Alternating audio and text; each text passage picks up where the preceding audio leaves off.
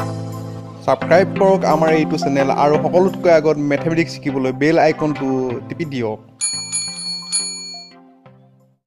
নমস্কাৰ বন্ধুসকল, আজি মই পুনৰ আপোনালোকক মেথলব কোচিঙলৈ স্বাগতম জনাইছোঁ। আজি এটা সম্পূৰ্ণ নতুন টপিক মই লৈ আহিছোঁ।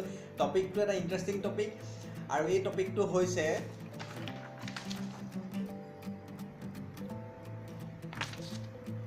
মেথমেটিক্সত 100% কেনেকৈ পাব পাৰি।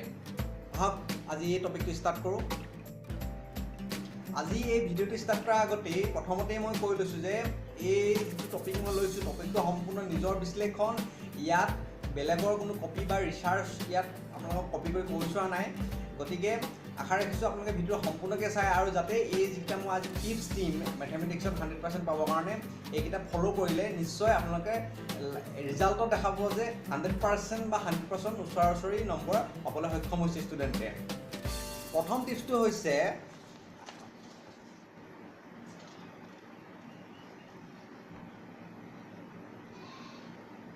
টিপছ নম্বৰ 1, ব্লু প্ৰিণ্ট ক'ত কিমান মাৰ্কছ। অৰ্থাৎ ষ্টুডেণ্ট এজনে যেতিয়া মেথমেটিক্স কৰিবলৈ ল'ব তেতিয়াহ'লে মেথমেটিক্স কিতাপখনৰ কোনটো পাৰ্টৰ পৰা কিমান মাৰ্কছ আহে সেইটো জনাটো বহুতেই প্ৰয়োজনীয়। সেই হিচাপত তেওঁলোকে মাষ্টাৰ প্লেনটো বনাব পাৰিব যে কোনটো চেপ্টাৰ মই আগতে পঢ়ি শেষ কৰিম আৰু কোনটো চেপ্টাৰ দেৰিকৈ পঢ়িম বা কোনটো চেপ্টাৰ মই বেছিকৈ প্ৰেক্টিছ কৰিব লাগিব। গতিকে প্ৰথম কথাটো হৈছে ব্লু প্ৰিণ্ট, অৰ্থাৎ কোনটো চেপ্টাৰৰ পৰা কিমান মাৰ্কছ আহে সেই বিষয়ে আমি জানিব লাগিব, ষ্টুডেণ্টেও জানিব লাগিব। গতিকে সেই বস্তুটো প্ৰথমতে অধ্যয়নটো কৰি লোৱাটো ভাল। আজি যিটো কেইটা টিপছ দিম বুলি কৈছোঁ তাৰ ছেকেণ্ড টিপছটো হৈছে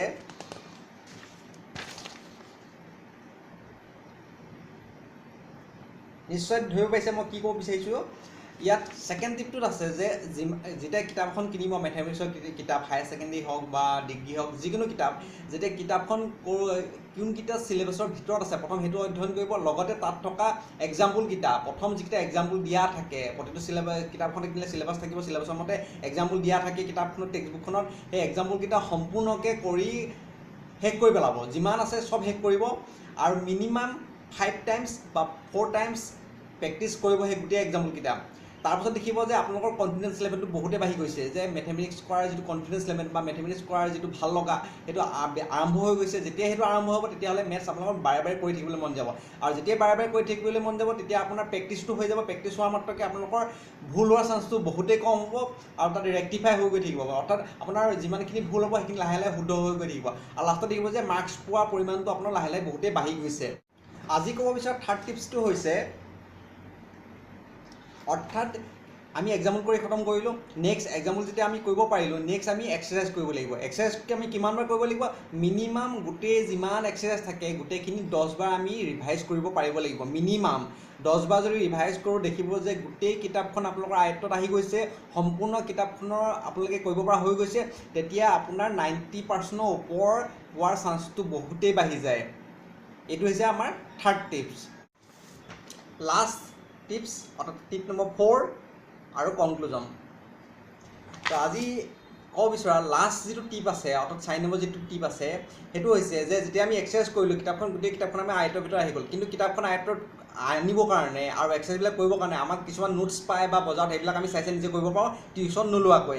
যদি টিউশ্যন লয় তেতিয়া বেলেগ কথা, বা টিউশ্যন যদি নোলোৱাকৈ ক'ব বিচাৰিছে তেতিয়াহ'লে আজিকালি PDF-ত পায়, ডাউনলোড কৰি ল'ব ইণ্টাৰনেটৰ পৰা, বা আপোনালোকৰ বিভিন্ন ধৰণৰ নোটছ পায়, JVD, MBD, ND বিভিন্ন ধৰণৰ নোটছ পায়, আৰিহান বা এনেকুৱা বিভিন্ন ধৰণৰ কোম্পানীৰ নোটছ পায়। নোটছবিলাক চাই আপোনালোকে প্ৰেক্টিছ কৰিব পাৰে।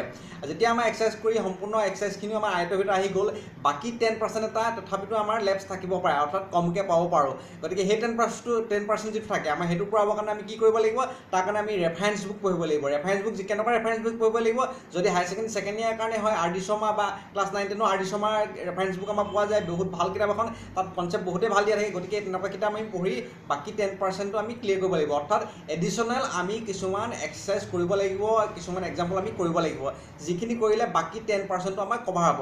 এতিয়া আমি দেখিলোঁ যে প্ৰথম আমি এক্সাম্পলখিনি কৰিম, দ্বিতীয়তে আমি এক্সাৰচাইজ যিমানখিনি আছে সেইখিনি কৰিম 10 বাৰ, এক্সাম্পলখিনি 5 বাৰ, আৰু লগতে এক্সাৰচাইজ অৰ্থাৎ এডিশ্যনেল যিবিলাক এক্সাৰচাইজ আছে RD শৰ্মা হওক বা যিবিলাক ৰেফাৰেঞ্চ বুক আছে সেইবিলাক আমি কৰিম বাকী 10% আমি কভাৰ কৰিব কাৰণে। আৰু যেতিয়া আমি গোটেইখিনি কৰিম, কৰাৰ পাছত দেখিব যে আপোনালোকে 100% নহ'লেও 99 বা 95ৰ পৰা 100%ৰ ভিতৰত আপোনালোকৰ মাৰ্কছ পোৱাটো আপোনাৰ 100%ই গেৰাণ্টি হৈ গৈছে। অৰ্থাৎ আপোনাৰ 100% চিয়'ৰ হৈ গৈছে যে আপোনালোকে 100% নহ'লেও 95ৰ পৰা 100%ৰ ভিতৰত যিকোনো এটা মাৰ্কছ পাবলৈ সক্ষম হ'ব।